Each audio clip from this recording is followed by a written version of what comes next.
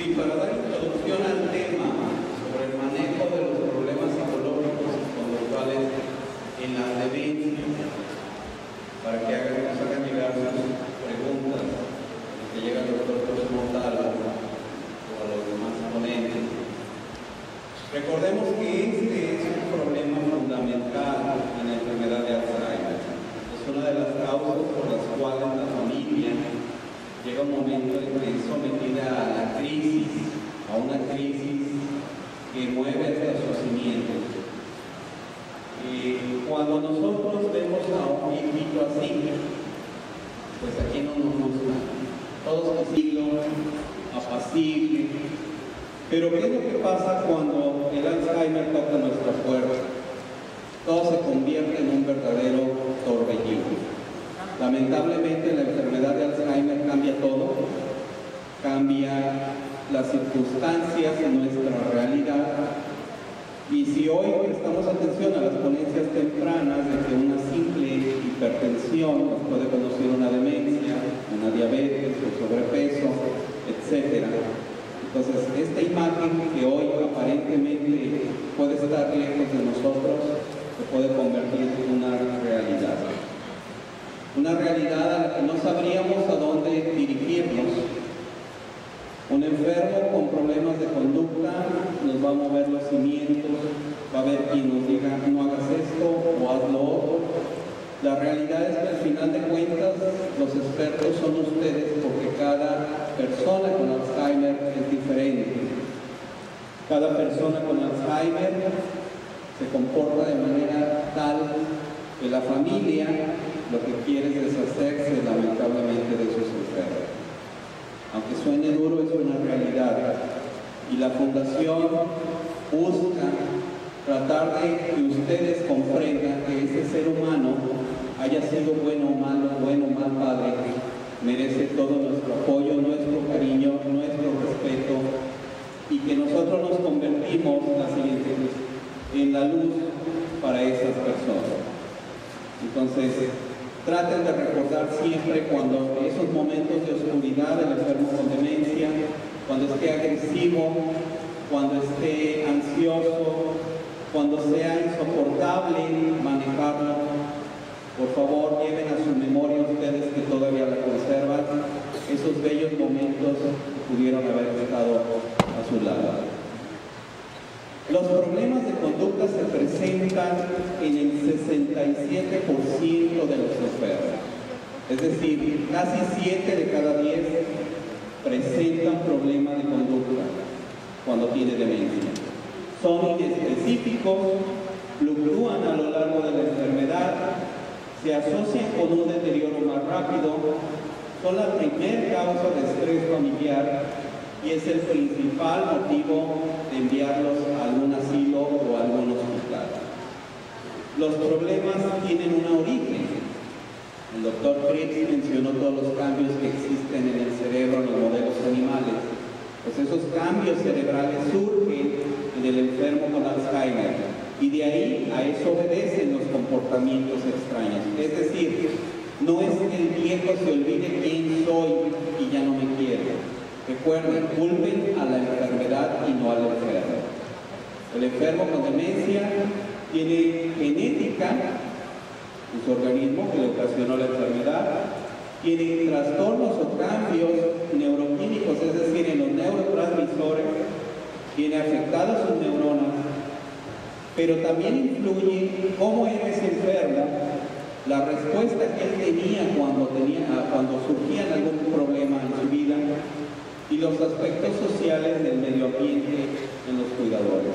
Es decir, a veces el problema de que el viejo sea tan gruñón o tan agresivo es por una falta de capacitación del cuidador. ¿Cuáles son los síntomas para que ustedes lo identifiquen? Más de alguno de estos quizás estén en algún familiar de ustedes. El delirio es cuando el enfermo imagina cosas que no existen. La ilusión o alucinación, cuando también esas cosas no existen, pero tienen a lo mejor un estímulo que lo está provocando. Las ideas de que la gente le quiere hacer daño, o paranoia. La depresión, la ansiedad, la apatía, difícilmente logramos que el enfermo haga algo que no quiere.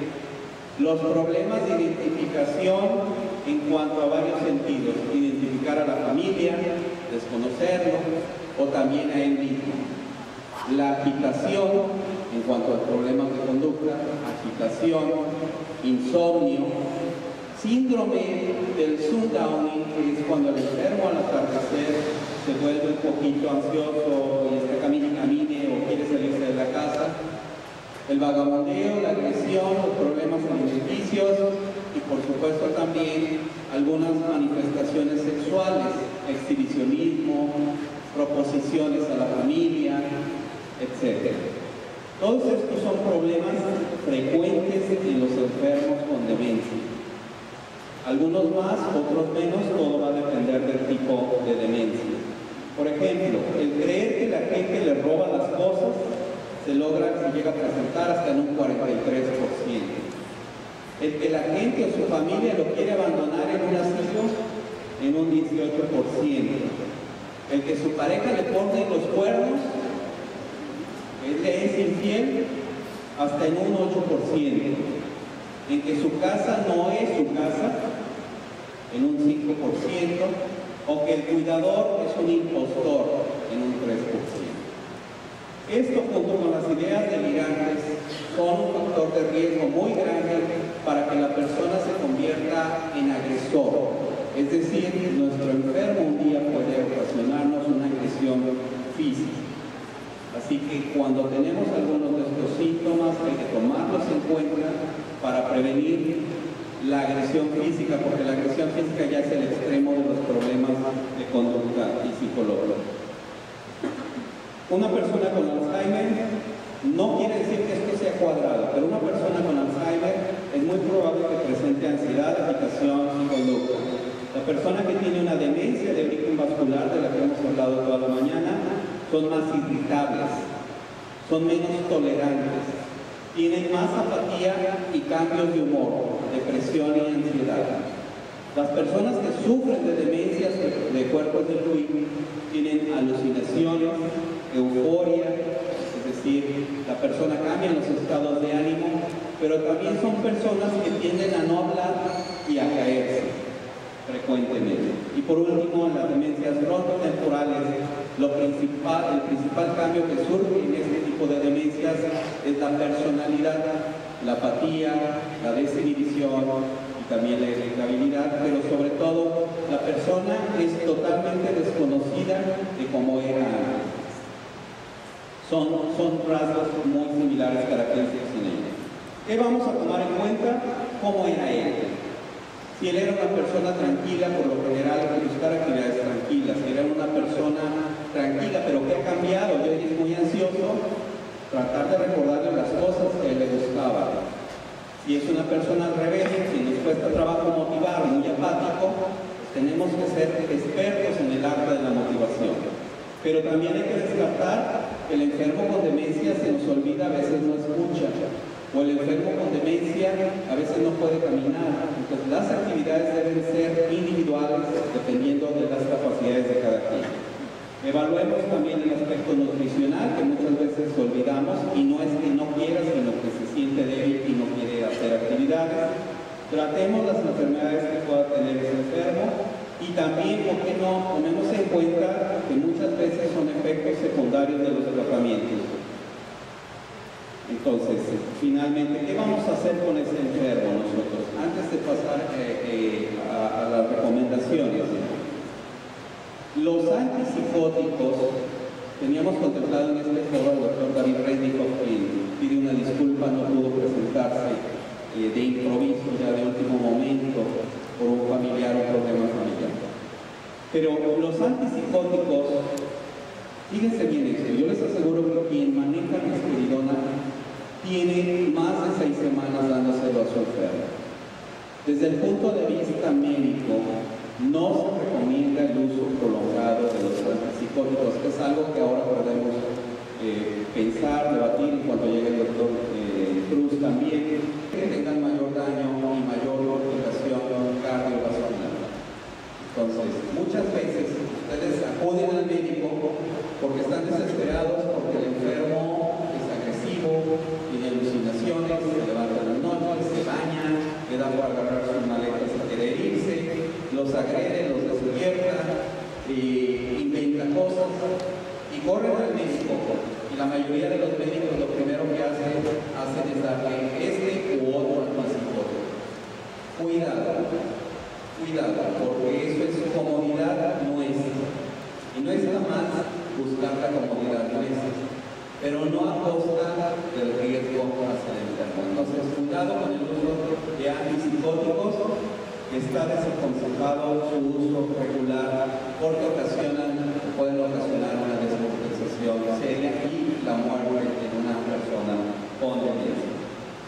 Entonces, ¿qué debemos de fijar o observar?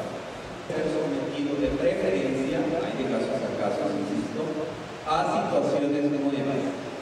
Por lo general, es conveniente que ellos sean rutinarios. Busquen reiterar lo que ellos ya dominan. Repartan la carga de cuidador. No traten de hacerlo todos ustedes, porque tarde o temprano van a tirar la toalla. Y cuando ustedes tiren la toalla, se acabó la esperanza para ese enfermo. Soporten con paciencia, es fácil decirlo. Tenemos que la madre nos logre convencer acerca de cómo llevar esta situación. Corrijan y retroalimenten positivamente.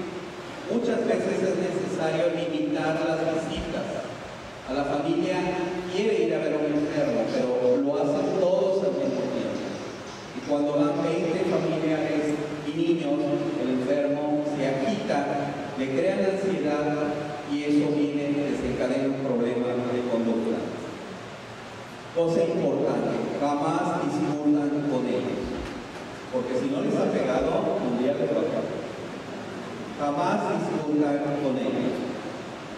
La sujeción es solo bajo ciertos aspectos de limitación, es decir, el paciente de plano, si lo suelto, se va a agredir o va a cometer alguna imprudencia. En esos casos puede ser válido siempre y cuando yo lo vigile, pero tener un médico amarrado no se vale. Y por supuesto, con su médico aborden de manera individual el problema que cada uno de ellos tiene. Calma. Esa es la mejor recomendación en cuanto a los problemas psicológicos y de conducta. Pues ahora vamos a pasar a responder sus preguntas conforme vayan. Sí, decir también que tal vez no todas puedan ser respondidas aquí mismo por la gran cantidad de preguntas que tenemos, pero que estén al pendiente de la página de internet de la Fundación Alzheimer. La primera de ellas dice: ¿siempre las demencias vasculares degeneran Alzheimer o terminan en Alzheimer, las demencias vasculares? Lo hacemos al neurólogo, Dr. Cripps. Dr. Cripps, does all that of dementia evolve into Alzheimer? No. I think that there were several presentations earlier today, mine included, where I had some slides that I had gotten mixed up.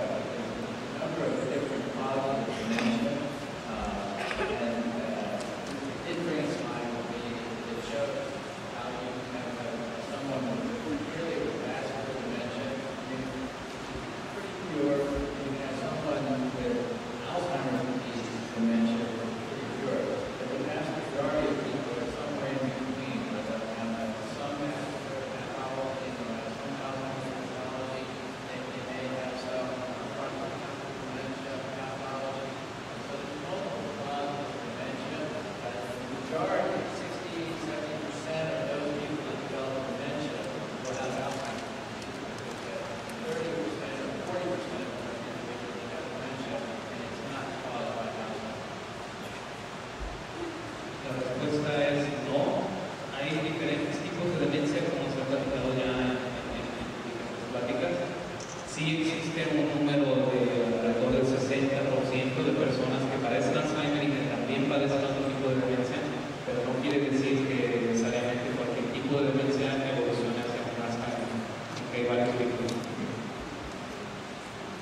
pregunta al doctor Villa. Dice que el doctor Villa mencionó acerca del alcohol dentro de las enfermedades. ¿Tomar una copa de vino tinto es bueno o no? Dice, hay algunos doctores que recomiendan. Sí, por supuesto que sí. Recuerden que el vino tinto es rico en flavonoides, y los flavonoides son antioxidantes, que parte de la dieta mediterránea está compuesta de su copita de vino tinto. Cuando hablamos de alcohol, no nos vayamos al extremo, estamos tratando de decir el problema de alcoholismo. Recuerden que dije que más de una guarapeta, es decir, una persona que ya se va a emborrachar porque se tomó 4 o 5 o más tragos una vez al mes, ya empieza a incrementar su riesgo. Pero el riesgo es mayor cuando ya, por supuesto, son 2 o más veces al mes.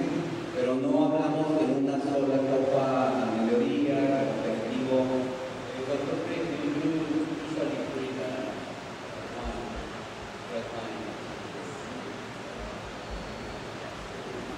Doctor Chris también acostumbra a tomarse un vino tinto por litro, con moderación. Con moderación. Exacto, esa es la palabra, moderación. Pregunta sobre algunos medicamentos. ¿El ibuprofeno es buen medicamento en el tratamiento de Alzheimer como desinflamatorio?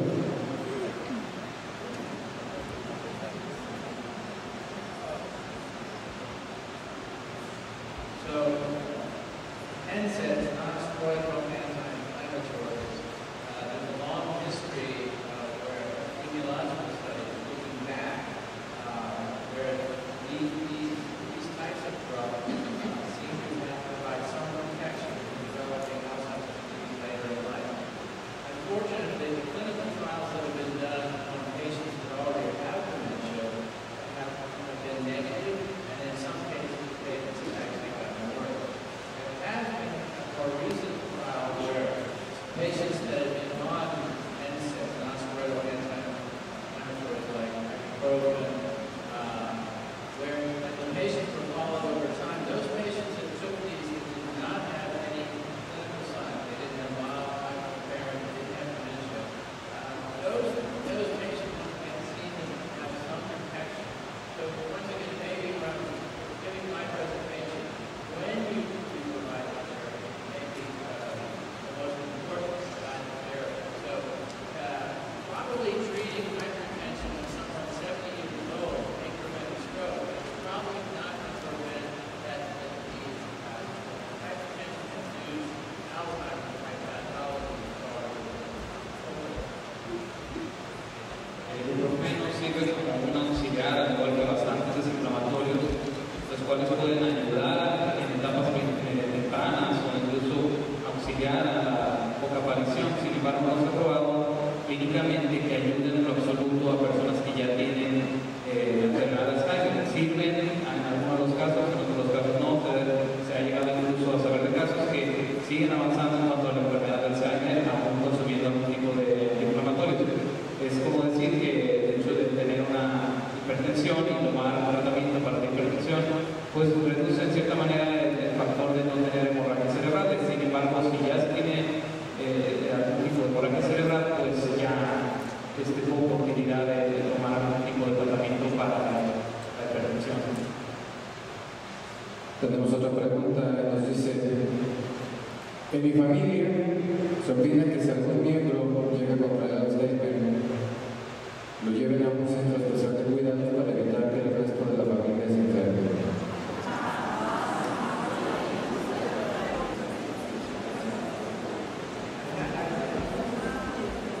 It's an interesting comment, and it's understandable because many diseases are contagious.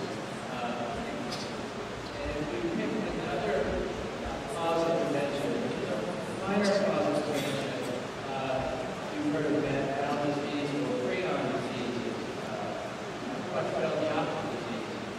These types of diseases actually can be contagious if you come in contact with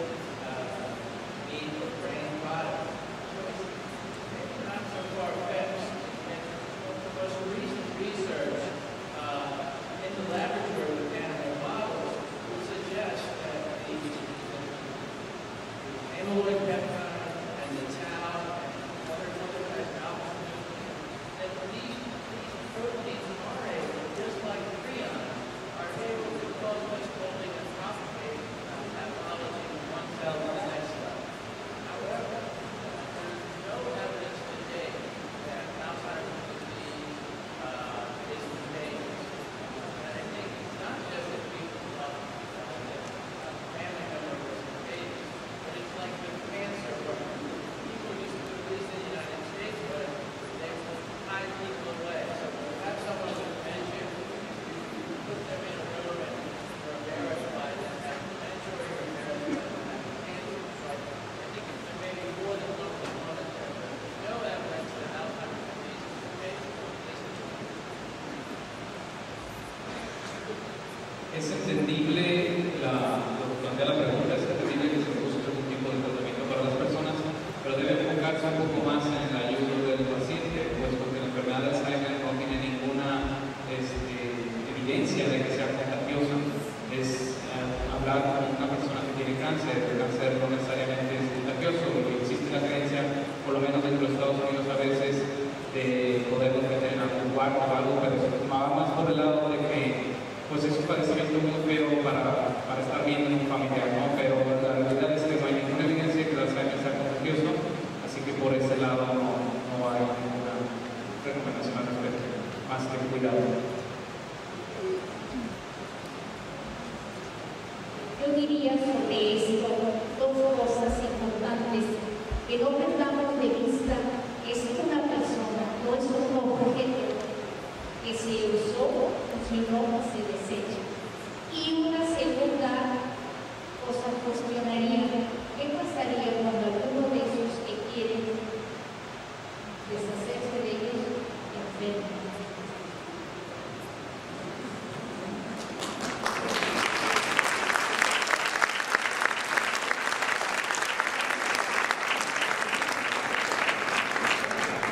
Nos comentan, cuando es variable la conducta unos días y es coherente en otros y hasta razonable y en otros días no, otras veces sucede lo mismo pero en lapsos del mismo día.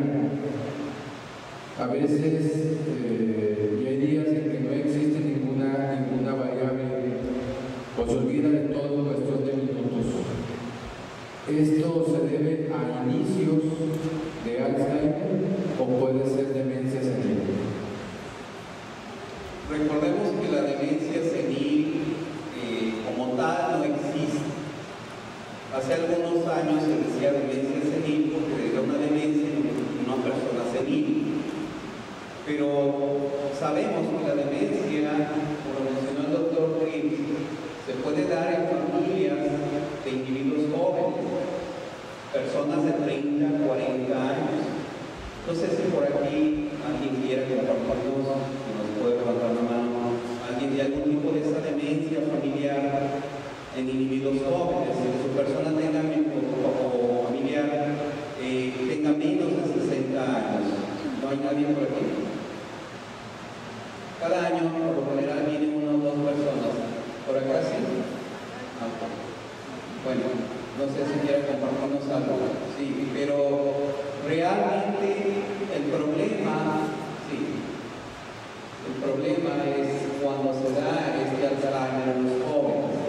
Pues lo que quisiéramos nada más es compartir con ustedes cuando la demencia se presenta en individuos jóvenes. Así que no es demencia senil porque no es nada más para los seniles. Nos puede dar a todos. Entonces la demencia, hay que ponerle apellido, es demencia Alzheimer, demencia vascular, demencia corporal, demencia corporal, etc. A sus órganos.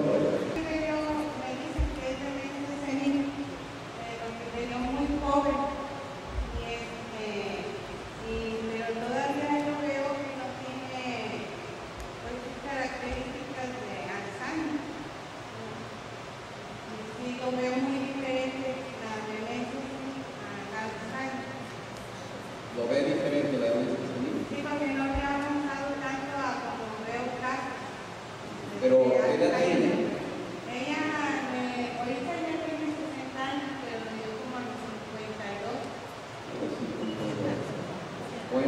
identificar.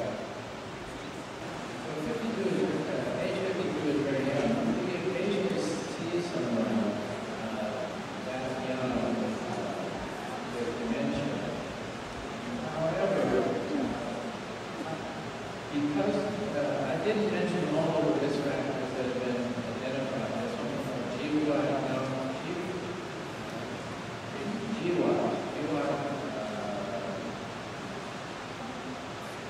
I can't remember the name anyway.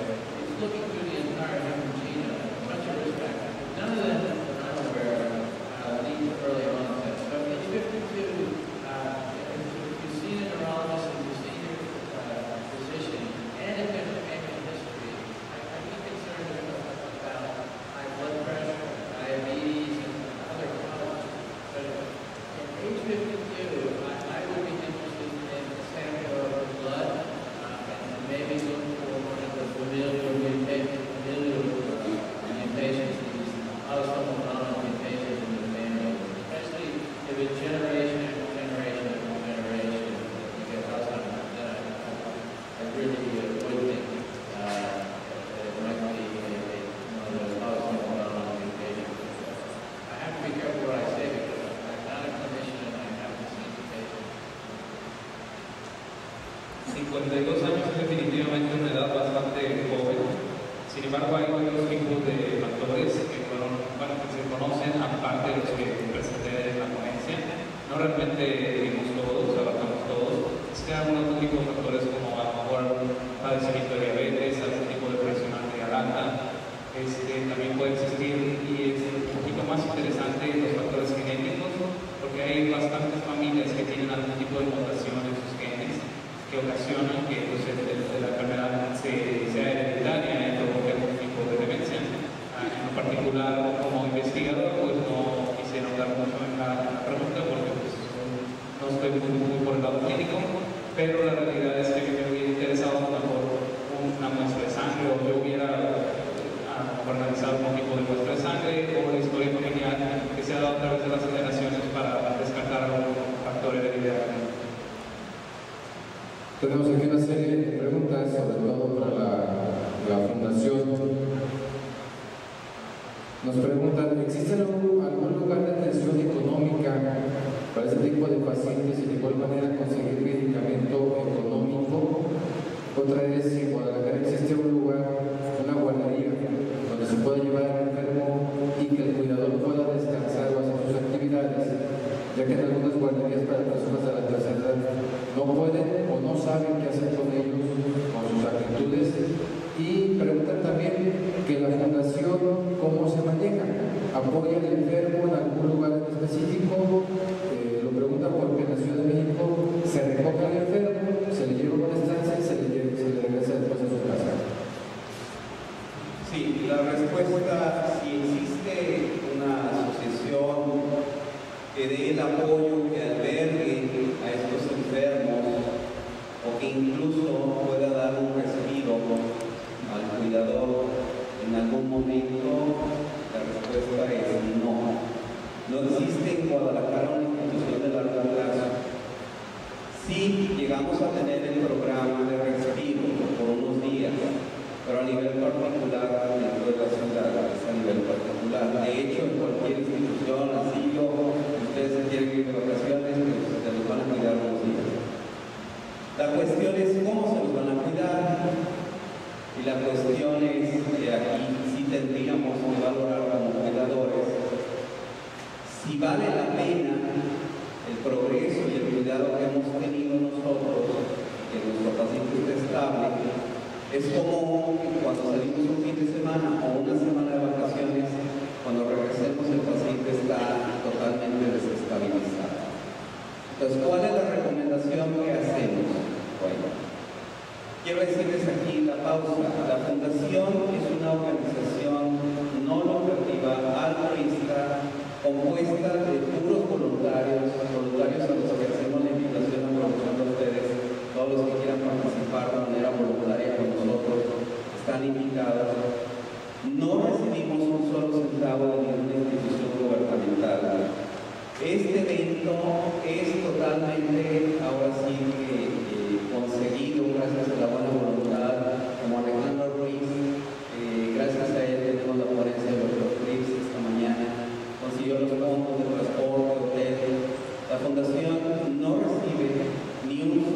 centavo por parte de nadie. Absolutamente un centavo. Nuestra labor es hasta hoy educativa. Y déjenme decirles, yo tengo una inquietud, a mí me encantaría tener una casa grande, recibir a los pacientes con demencia, realmente crear algo institucional. Pero en México la burocracia no lo impide. ¿Qué quiere decir esto? Por un lado la burocracia, por otro lado la cultura de los mexicanos, que a veces abusamos de algunas instituciones, y entonces esas instituciones a su vez a veces abusan de la sociedad, recaudan fondos y los fondos nadie sabe a dónde van. Entonces esa malversación de fondos hace que nos volvemos ahora sí que desconfiados como fundación de la fundación, porque tu mamá nos va a pedir dinero, o la fundación dice la gente nada más quiere venir a dejar a sus viejos abandonados. Entonces es una posición muy difícil que hasta hoy no hemos podido avanzar. Nuestra labor como fundación es educativa. El programa anual que hacemos como donde traemos los avances, que ustedes sigan empapándose, los cursos que podemos hacer a lo largo del año, cuando es por parte de la fundación es 100% gratuito. Perdonen que seamos tan exigentes con lo de publicidad. Queremos trabajar con ustedes aquellos proveedores de servicios para la atención pediátrica. La fundación abre sus puertas, pero primero tenemos que contactarlos para saber qué van a ofrecer. No queremos ser intermediarios de algún abuso hacia adultos mayores y menos con demencia. Entonces la fundación les pide a aquellas personas que se comunicaron con nosotros que querían repartir folletos de servicio y demás, que nos contacten y quizás podamos en otros futuros eventos abrir un espacio para que ustedes como comunidad de cuidadores sepan quiénes dan esos servicios. Y entonces a lo mejor cabría esta pregunta: vamos a conocer a una casa, a una agencia especializada, reconocida eso sí, por el sector salud, etcétera, que pueda brindar los servicios. Entonces, ¿cuál es la recomendación que damos como fundación? Busquen cualquier persona, créanme, no es necesario, es lo ideal. Lo ideal es tener una persona especializada en demencia. Pero yo como familiar con la crisis económica no puedo costear 600, 800 pesos de un turno de 8 horas de una enfermera.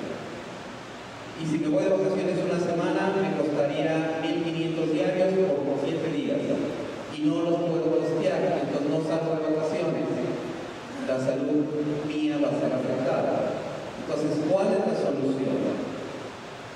El desempleo que tenemos en la ciudad abre las puertas a que personas que son auxiliares de enfermería, pericultistas, personas que les gusta cuidar ancianos, puedan ustedes contactarlos y en una manera más económica, buscando las referencias que también la Fundación pone a su disposición, esa bolsa de trabajo de al menos personas con algo de referencias, para que ustedes puedan sentirse más seguros y salir.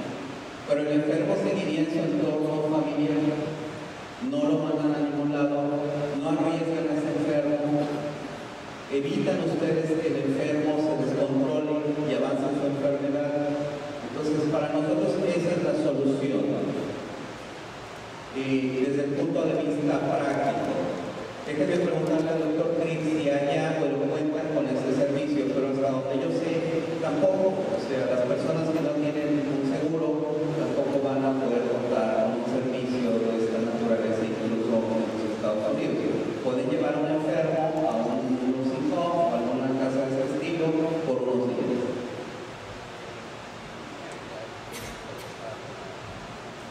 Usually once you go to a nursing home, it's not a transient situation. There may be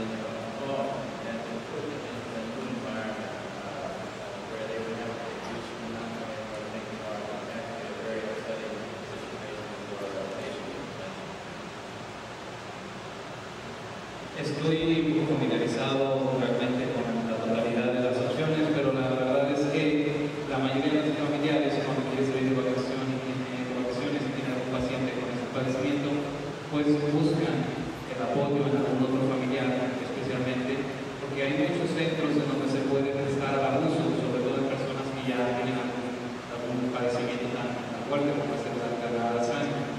En el condado de Orange, pues tienen unas compañías especializadas en proveer cuidado de enfermería y que ellos dan el servicio y lo prestan para la casa del paciente, porque como comentaba el doctor Viña, lo mejor es mantenerlos en un entorno que ellos conocen, que ellos tienen como su rutina y no sacarlos a un ambiente nuevo que pueda ser frustrante para ellos.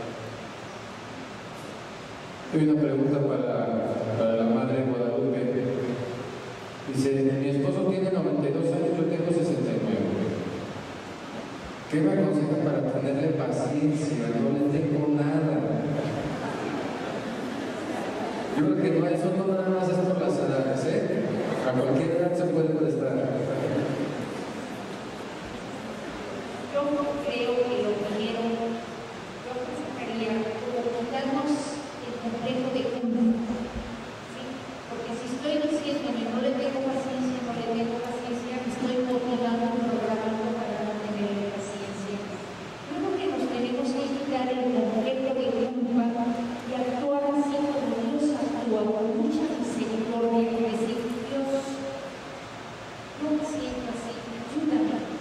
Tú toma en cuenta lo que yo estoy haciendo por él y purifica tú mismo aquello que no esté muy bien. Pero yo creo que en estas situaciones es valorar lo que uno va consiguiendo, ¿sí?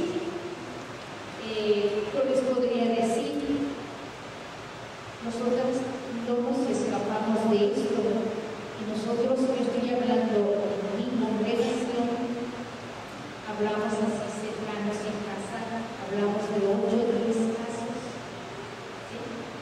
Unas. Entonces, se da eso. Aprovechar los momentos que tenemos, sobre todo también momentos de oración, de que reconozcamos delante de Dios lo que podemos hacer. A mí yo le agradezco tanto al doctor cuando me dijo el tema, no me imaginé cómo me iba a mover el tema que yo enseguida compartirles. Creo que fue un paso para mi conversión y es muy bueno. Entonces tiene uno que ir, yo creo, caminando, pero como reconociendo la obra que Dios va haciendo en uno de ellos. Hay bondad en medio de todo, lo otro es muy natural.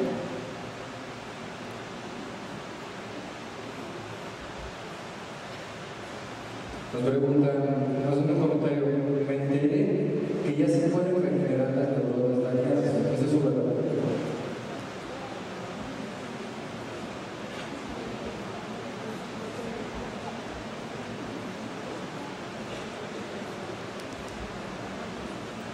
Well, regarding neural regeneration, I answer that two different ways. Besides a major emphasis on Alzheimer's research, we also have a spinal cord research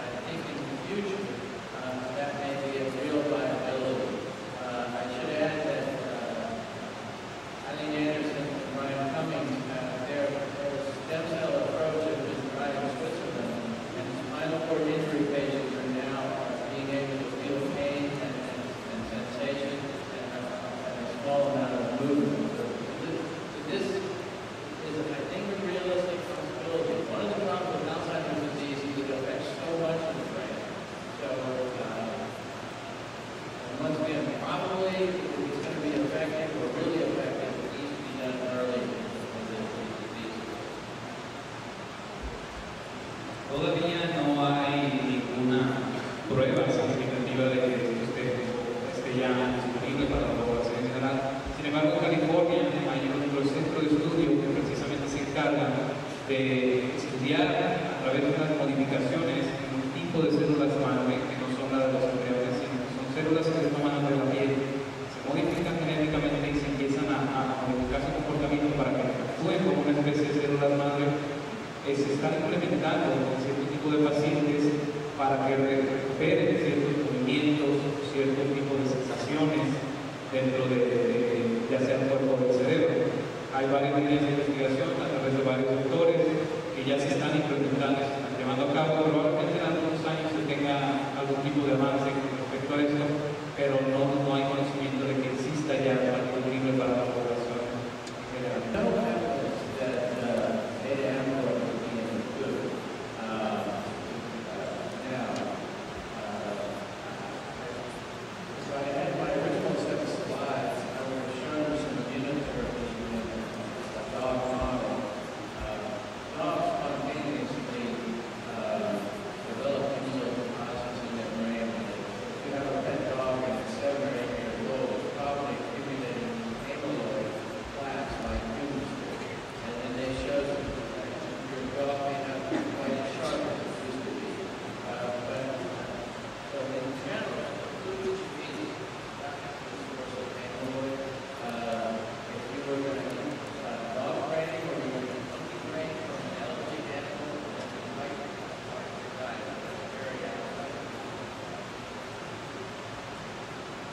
En general no hay ninguna evidencia todavía que pruebe que algún tipo de alimentos ocasione un incremento en las placas amiloideas.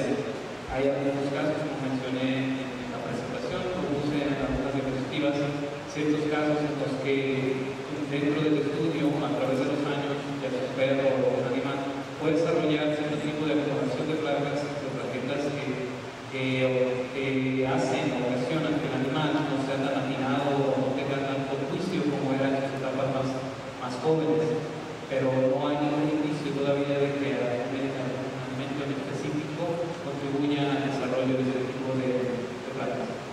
One caveat to that is that in animals like a very high diet using these amyloid protein transferring animals, that can exacerbate the accumulation of the amyloid plaques in the brain. So it's not because of amyloid in the diet, it's because the diet is affecting the ability of the brain to clear. También quisiera enfatizar que dentro de estos animales cambiados genéticamente obtienen o están consumiendo una mayor cantidad de alimento o de algún tipo de alimento, sí. Pero eso no tiene nada que ver con el desarrollo de estas placas, sino que ya son de estas placas, sino que ya son animales que han sido modificados para el mundo. Preguntan, bueno, tenemos muchas preguntas, nos queda muy poco tiempo, así que no vamos a alcanzar a leer todas, pero nos preguntan, ¿qué tan variable puede estar la presión arterial durante el día para que no cause ninguna afectación? Ya que algunos cardiólogos refieren que es normal los cambios de la presión arterial en el día sin ser patológico. Y nos dicen también la dificultad para recordar cómo se escriben algunas palabras. Podría ser indicio de enfermedad vascular cerebral o Alzheimer. La dificultad para recordar algunas palabras lo podemos denominar como un problema de afasia lingual. Dependiendo del tipo de palabras, recuerden que efectivamente en el lenguaje se pueden encontrar los primeros síntomas o señales de una enfermedad demencial. El lenguaje es un área que se afecta a inicios de una demencia en algunos pacientes, dependiendo de la zona donde esté la afección de la demencia. Entonces, si recuerdan por ahí la película Iris, en esa película la persona es una mujer, profesora, lingüística, y su problema fue justamente, ella reconoce la demencia cuando está dando un discurso por el olvido de algunas palabras. Entonces, el lenguaje en definitiva nos da o nos marca tanto el lenguaje escrito como la capacidad de responder o de decir cierto número de palabras con el reloj, son parámetros de la neurolingüística para un diagnóstico de demencia. Y en cuanto a la variabilidad de la presión arterial nunca es la misma. Es decir, yo ahorita me la checo y tengo 120/80, pero a los 5 minutos, pues 122, 79, al minuto 119. O sea, no es exacto, porque el corazón no es mecánico, es decir, es un órgano que obviamente sus latidos son parecidos, pero no exactamente con la misma intensidad, fuerza y volumen de sangre en cada latido. Entonces, la variabilidad de la presión arterial existe, pero dentro de límites de presión normal. Recuerden, las cifras que nos dieron en la mañana son 140/90 desde el punto de vista de cardiología, como parámetros o límite de la presión arterial normal. Arriba de esto ya hablamos de hipertensión. 140/90 y arriba de esto es hipertensión. Pero ¿qué pasa si yo tengo 120/80, 120/70, 130/80, 130? Nada, es normal. Eso es normal. Cuando hablamos de variabilidad, lo que se referían los doctores a la hipertensión es que esa persona tiene 140/90 y al rato 160/80, es decir, hace picos de hipertensión y estos provocan un daño y van a conducir a la demencia vascular.